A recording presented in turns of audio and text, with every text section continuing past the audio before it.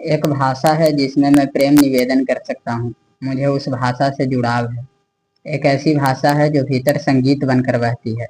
यह अंतःस्थल की भाषा है। हर वर्ष 14 सितंबर को हम भारतवासी हिंदी दिवस मनाते हैं। पिछले 52 वर्षों से हम इस दिवस को मनाते आ रहे हैं। यह 53वां साल है। क्योंकि इस बार 14 सितंबर को इतवार था, शिक्षण संस्थान बंद थे, इसलिए हिंदी दिवस के कार्यक्रम को स्थगन की खूंटी पर टांग दिया गया और इसे अब मनाया जा रहा है। मैं सही शब्द का चयन नहीं कर पा रहा हूँ। क्या मैं इसके लिए जश्न शब्द का उपयोग करूं? अब गंभीरता से जरा सोचें कि हम हिंदी दिवस क्यों मनाते हैं। कई कारण हो सकते हैं। एक सबसे प्रमुख कारण यह हो सकता है कि लोगों को हिंदी बोलने, लिखने और इसे आगे बढ़ाने के लिए प्रेरित किया जा सके। यह कारण ठीक भी है। आज हिंदी भाषियों को मात्र यह समझाने में ही अतिरिक्त श्रम करना पड़ता है कि उन्हें सुना जाना चाहिए। हरिशंकर परसाई के शब्दों में कहूँ तो हिंदी दिवस के दिन हिंदी बोलने वाले हिंदी बोलने वालों से कहते हैं कि हिंदी में बोलना चाहिए। एक आंकड़े के अनुसार तकरीबन 42 करोड़ लोगों की मातृभाषा हिंदी है। 12 करोड़ लोग द्वितीय भाषा के रूप में हिंदी बोलते हैं। कुछ अन्य देश जहां मुख्य रूप से हिंदी बोली जाती है, रिकॉर्ड के अनुसार लगभग 80 लाख नेपाली इस भाषा को समझते हैं। वहीं लगभग 80,000 नेपालियों की यह मातृभाषा है। यानी सांस्कृतिक समानता और टेलीविजन का यह एक सकारात्मक प्रभाव है। दूसरा देश है मॉरिशस। रिकॉर्ड के अनुसार मॉरिशस की लगभग 1/3 आबादी हिंदी बोलती है। यहाँ की आधिकारिक संसदीय भाषाएं फ्रेंच और अंग्रेजी हैं। मॉरिशियन क्रियोल इनकी मातृभाषा है। फिर भी हिंदी इनके सांस्कृतिक धरोहर का एक अहम हिस्सा बनी हुई है। तीसरा, संयुक्त राज्य अमेरिका। यह जानना दिलचस्प है कि भारत के बाहर हिंदी भाषियों का तीसरा सबसे बड़ा समूह संयुक्त राज्य अमेरिका में रहता है। वहाँ लगभग 6.5 लाख लोग हिंदी बोलते हैं। हिंदी अमेरिका की 11वीं सबसे लोकप्रिय विदेशी भाषा है। यह निवासी भारतीय प्रवासी हैं। इनकी अगली पीढ़ी अक्सर अंग्रेजी को प्राथमिकता देती है क्योंकि देश में अंग्रेजी का दबदबा है। चौथा, फिजी। यहाँ लगभग 38% लोग हिंदी बोलते हैं। कारण यहाँ भारतीय मूल की आबादी काफी बड़ी है। फिजी में भारतीय संस्कृति गहराई से जुड़ी है। हिंदी बोलने वाले समुदाय, मंदिर और सांस्कृतिक परंपराएं मौजूद हैं जो हिंदी भाषियों के लिए अपनापन का माहौल बनाते हैं। कुछ और देश हैं जैसे सिंगापुर, ब्रिटेन, सूरीनाम इत्यादि। बी मल्टीलिंगुअल के एक रिपोर्ट के अनुसार यूट्यूब पर अंग्रेजी के बाद हिंदी दूसरी सबसे लोकप्रिय भाषा है। तो मैं अपने सवाल को दोहराता हूँ, हम हिंदी दिवस क्यों मनाते हैं? अपनी बदतमीजी के लिए क्षमा प्रार्थी हूँ, लेकिन फिर भी बताइए ना, हम हिंदी दिवस क्यों मनाते हैं? क्योंकि अगर उद्देश्य हिंदी का प्रचार प्रसार है तो जनसंख्या बढ़ने के साथ हिंदी भाषियों की संख्या बढ़ेगी। तो क्या इसका उद्देश्य यह है कि लोगों में हिंदी के लिए शहीद होने की चेतना का संचार किया जा सके, या यह कि मंच पर जाकर घोषणा किया जा सके कि हिंदी से ही होगा उत्थान? जब कोई ऐसी बातें करता है तो लगता है मानो कोई राजनेता भाषण दे रहा हो। उसे सुनिए और मुस्कुराइए। जब वह मंच से उतरे तो उसे विस्मय से देखिए और उसकी तारीफ करिए। मैं अपनी बातों को ठीक से रखता हूँ। हिंदी दिवस का यह उद्देश्य ठीक है कि लोग बोलने को प्रेरित हों, वे झिझके नहीं। वे यह समझें कि भाषा एक माध्यम है। लेकिन समस्या यह है कि हम यही ठहर गए हैं। पिछले बरस हमने वही बातें की थी जो उसके पिछले साल, 10 बरस पहले भी वही। अगले साल हम यही खड़े होंगे, अपनी बातों को केवल दोहराएंगे। पिछले बरस 14 सितंबर के दिन हमें निर्देश दिया गया कि हम सभागार में जाएं और कुछ सीखें। सारे बच्चों के साथ मैं भी चल पड़ा। नियम पूर्वक बेंच पर जाकर बैठ गया। लड़कियां बारी बारी से मंच पर जाकर हिंदी का उद्घोष कर रही थी। कुछ लड़कियां सचमुच क्रांतिकारी बनी हुई थी। मुझे हरिशंकर परसाई की रह रह कर याद आ रही थी। अगर मैं रेलगाड़ी के सामने गिरकर मरने को उतारू हूँ और कोई कहे मृत्यु का वर्ण मत करो, तो मैं नहीं करूँ, तो मैं नहीं मरूंगा। और कोई कहे डोंट डाई, तो मैं फौरन मर जाऊंगा। भाषा पहले, प्राणवाद में। प्राण से ज्यादा भाषा प्यारी होती है, क्योंकि मुर्दा भी तो मातृभाषा की जय बोलता है। लगभग हर एक लड़की के चेहरे पर चिंता की लकीरें साफ साफ दिख जाती थीं। वे चिंतित थीं कि हिंदी का क्या होगा। ऐसा लगता था कि उन्होंने जरूर कोई न कोई योजना बना रखी है कि हिंदी को कैसे बचाया जाए। मुझे लगता है कि वे भीतर ही भीतर खींच भी रही थीं, क्योंकि जो महाशय उन्हें सुनने बैठे थे वो बगल वाले श्रीमान से बात करने में व्यस्त थे, क्योंकि कभी उनके फोन की रिंगटोन बज उठते। शायद श्रीमती जी ने पूछा हो कि आज घर कब आओगे। आज हिंदी दिवस है ना, जल्दी छुट्टी हो जानी चाहिए। और लड़कियां शायद इंतजार कर रही थी कब सब शांत हों और वे अपनी अस्थायी योजना बनाएं बताएं कि कैसे हिंदी को बचाया जा सकता है।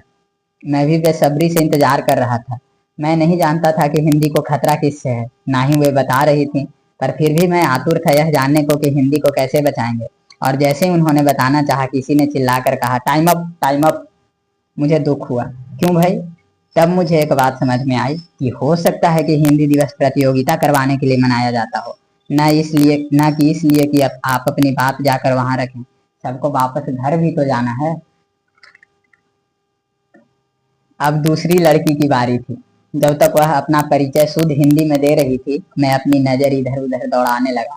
सामने की दीवार पर एक कागज चिपका था। उस पर लिखा था, हिंदी दिवस की शुभकामनाएं। ई में क के साथ ह्रस्व ई की मात्रा।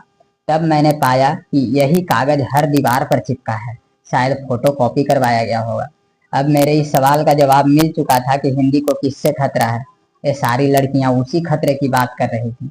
मैं खुद को कोसने लगा। उस वक्त मैं अपनी दुनिया में सिमटा रहता था। बाहर आने के लिए कोशिशें करनी पड़ती थी, और बाहर आया भी तो किसी लिए। उस दिन पानी बरस रहा था। उसी बारिश में भीगते हुए वापस घर के लिए निकल पड़ा। जो लड़की अभी मंच पर थी, उसकी आवाज अभी भी सुनाई दे रही थी। वह शायद अंग्रेजी बोलने वालों से खफा थी। मैं अपनी दुनिया में वापस आ चुका था। अभी भी उसी खोह में हूँ। इससे पहले मैं आगे बढ़ूं, एक किस्सा सुना देता हूँ। एक बार एक दूतावास ने अगेय को आमंत्रित किया और परिचय में राजदूत महोदय ने कहा, मिलें कामसूत्र के प्रसिद्ध रचयिता से, जो आज हमारे बीच उपस्थित हैं। आज यही होता है, जब कोई हिंदी दिवस के दिन इंटरनेट का सही उपयोग कर भाषण लिखता है तो घपला होने का खतरा बना रहता है।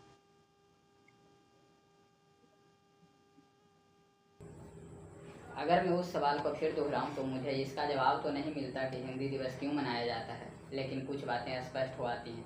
हिंदी दिवस का मकसद केवल यह नहीं होना चाहिए कि हिंदी भाषियों की आबादी बढ़े। हिंदी बोलने वालों की केवल गिनती बढ़ने से क्या होगा? यह सिर्फ रोजमर्रा के काम की कोई वस्तु बनकर रह जाएगी। बाजार से क्या सामान खरीद लाने हैं, इसकी सूची कोई हिंदी में बनाए या किसी और भाषा में, क्या ही फर्क पड़ेगा। इसके उलट हिंदी दिवस मनाने का ध्येय यह होना चाहिए कि यह केवल बोलचाल की भाषा न रखकर साहित्य, विज्ञान, कला और सोच की भाषा बने। इसका उपयोग सूचनाओं के लेन देन तक सीमित न रहकर विचारों के आदान प्रदान के लिए हो। लेकिन एक समस्या तब भी है, अगर यह बोध हिंदी वासियों को हो जाएगा तो फिर हिंदी दिवस मनाने की जरूरत ही न रहेगी। व्याख्यान के लिए मंच पर जाने का मौका ही न मिलेगा। लेकिन उसके लिए साहित्य और भाषा को अन्यमनस्क पढ़ना होगा। यह मुश्किल है। रटकर परीक्षा में 2 अंक आ ही जाते हैं तो कौन झंझट पाले। साहित्य पुस्तकालयों में नहीं मिलता, वह क्लासरूम में जलील होता रहता है। जैसे ही किसी कविता या कहानी में संवेदना आने लगती है, प्रेम, दुख या इच्छा, शिक्षक शिक्षिकाओं में झिझक भर जाता है, उनमें जल्दबाजी आ जाती है। बाज दफे बच्चों को कह दिया जाता है, घर से पढ़कर आ जाना, प्रश्नोत्तरी छपवा दी जाएगी, रट लेना। क्योंकि जब प्रेम या इच्छा को खुलकर डिस्कस किया जाएगा तो इसके संक्रमण का खतरा बना रहता है। लड़के लड़कियां एक दूसरे से आकर्षित होंगे, प्रेम में पड़ जाएंगे। विडम्बना यह कि इन प्रेम कहानियों या कविताओं को लिखा ही गया है उम्र को ध्यान में रखकर, लेकिन नहीं, शिक्षक हैं, वे अपना प्रतिबंध लगाएंगे ही। नियंत्रण क्लासरूम से ही शुरू हो जाती है। एक बड़ी समस्या यह भी है कि अक्सर स्लैंग का उपयोग किया जाता है। जैसे 10-8 किताबें क्या पढ़ ली, खुद को बुद्धिजीवी समझने लगे हो। यह तभी होता है जब कोई समाज की रूढ़ियों पर सवाल उठाता है, दहलीज को लांघने की कोशिश करता है, भीड़ से अलग बोलता है। जो साहित्य पढ़ेगा वह नियंत्रण से बाहर हो जाएगा। कई दिन हुए, संदीप माहेश्वरी सर की एक वीडियो शॉर्ट्स में आ गई। मैंने देखा वे कह रहे हैं संस्कृत को भूल जाना चाहिए। सारे अनुवाद दूसरी भाषाओं में किए जा चुके हैं, तब संस्कृत की आवश्यकता रह नहीं जाती। और भी कई बातें वे कर रहे हैं। वे कह रहे हैं कि आपके माता पिता संस्कृत में बातें करते हैं क्या? सामने बैठे दर्शक दांत चियार कर कहते हैं नहीं, तो संस्कृत को भुला दिया जाना चाहिए। वे कोशिश कर रहे हैं कि वे तार्किक दिखें, लेकिन वे जो कर रहे हैं और जो वे कह रहे हैं दोनों विरोधाभास है। पहले तो मुझे लगा कि यह AI द्वारा बनाया कोई फर्जीवाड़ा है, लेकिन बाद में पूरी वीडियो देखा, ये महाशय सचमुच ऐसी बातें कर रहे थे। यही होता है जब कोई इंसान आत्ममुग्ध हो जाता है। उस वीडियो में कही गई कई बातों से मैं असहमति जताता हूँ। उसके बारे में किसी और वीडियो में जल्द ही बात करूँगा, लेकिन अभी के लिए इतना ज़रूर कहूँगा कि यह सांस्कृतिक आत्मविस्मृति का दौर है। आप खुद ही तय कीजिए, किसी और को यह तय मत करने दीजिए कि आप प्राचीन होंगे या प्रागैतिहासिक। युग भाषा को नहीं रचता, भाषा युग को रचती है। अपना युग स्वयं चुनो। भाषा युग अनुकूल भ्रष्ट नहीं होना चाहती, हम चाहते हैं। भक्त रूठ जाएं तो देवता तक को निर्वासित होने का खतरा बना रहता है। लेकिन भाषा के साथ ऐसा नहीं है। जितनी भी इथनिसिटी एक समूह के पास होती हैं, जैसे धर्म, जाति, नस्ल, जनजाति, भाषा, इन सब में सबसे महत्वपूर्ण पहचान भाषा है। महत्वपूर्ण नहीं, आवश्यक। भाषा है कि त्याज्य नहीं। एक खबर और भी है, जरा ध्यान से सुनिएगा। सूचना एवं प्रसारण मंत्रालय ने प्रमुख हिंदी न्यूज चैनलों के खिलाफ एक महत्वपूर्ण कार्रवाई की है। 9 सितंबर 2025 को दर्ज एक शिकायत के आधार पर मंत्रालय ने 5 बड़े न्यूज चैनलों को औपचारिक नोटिस भेजा है। दरअसल महाराष्ट्र के किसी एक निवासी SK श्रीवास्तव ने 9 सितंबर 2025 को CPGRAMS पोर्टल पर शिकायत दर्ज की थी कि भारतवर्ष आज तक ABP न्यूज, जी न्यूज और TV 18 अपने प्रसारण में लगभग 30% उर्दू शब्दों का उपयोग कर रहे हैं। सज्जन का दावा है कि ये news channel Hindi news channel होने का दावा करते हैं, लेकिन अपनी दैनंदिनी की टिप्पणियों में अन्य भाषाओं का इस्तेमाल कर रहे हैं, जो जनता के साथ धोखाधड़ी और आपराधिक कृत्य है। सज्जन स्वयं को लीगल प्रैक्टिशनर बताते हैं और कहते हैं कि हिंदी चैनल वाले बैठने के लिए तशरीफ़ रखिए और बाढ़ के लिए सैलाब जैसे शब्दों का इस्तेमाल करते हैं। ये सब कोई हिंदी भाषी कैसे समझेगा? मैं कसम खाता हूँ, मैंने कभी नहीं सोचा था कि एक दिन मैं ऐसी खबर भी पढ़ूँगा। कानून प्रणाली में इसके लिए कोई प्रावधान है या कुछ नियम है, इसकी बात कभी और करेंगे। मैं इसे प्रोसेस ही नहीं कर पा रहा हूँ कि भाषाई गर्व का भांग हिंदी दुनिया के कुएं में कितने गहरे स्तर तक घुला है।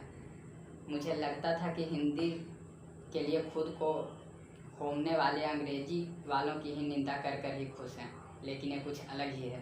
हिंदी की दुनिया में समाजवाद, सांप्रदायिकता, स्त्रीवाद, पितृसत्ता, सामाजिक न्याय, दलित विमर्श, स्त्री विमर्श पर खूब लिखा पढ़ा सुना गया है, लेकिन विज्ञान, तकनीक, विगनिज्म, मांस भक्षण, पर्यावरण संरक्षण आदि विषयों पर कितनी किताबें लिखी गई है, उंगली के पोरों पर गिन लीजिए।